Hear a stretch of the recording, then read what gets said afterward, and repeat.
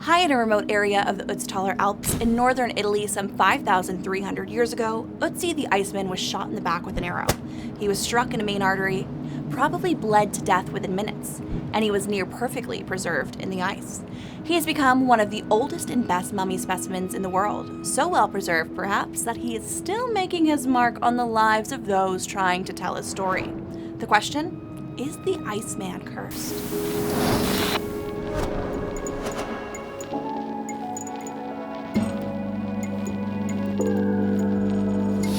Otzi was first discovered in 1991 and quickly became a fascination for researchers, archaeologists, and scientists.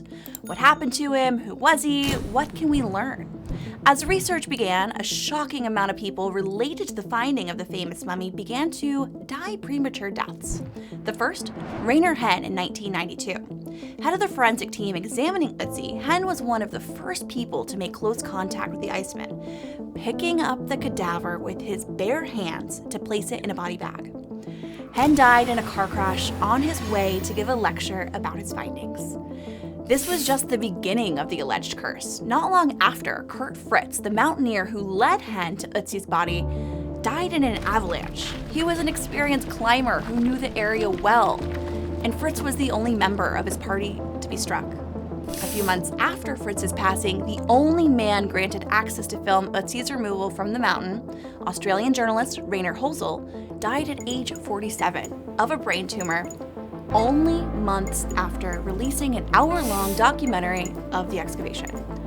But perhaps the creepiest death of them all was that of Helmut Simon. Simon was one of the German tourists who originally found Otzi in 1991. He was also found dead, frozen in ice near the same spot Otzi was in 2004. He had fallen to his death during a freak blizzard. Within an hour of Simon's funeral, Dieter Warnecke, the head of the mountain rescue team sent to find him, he died of a heart attack. And unfortunately, it doesn't end there. The following year, archaeologist Konrad Spindler, who first inspected Otzi's remains and publicly scoffed at the curse, declaring, "It's all a media hype. The next thing you'll be saying is, I'll be next." He was. He died of complications from multiple sclerosis. Lastly, Dr. Tom Loy. Loy carried out DNA analysis on Otzi, piecing together the Stone Age story of his death and debunking the theory that he had died alone thanks to trace elements of human blood found in his clothes. It was still there, which is remarkable. The discovery was groundbreaking, and Loy was on the cusp of finishing a book about it when he was found dead in his Brisbane home at the age of 63.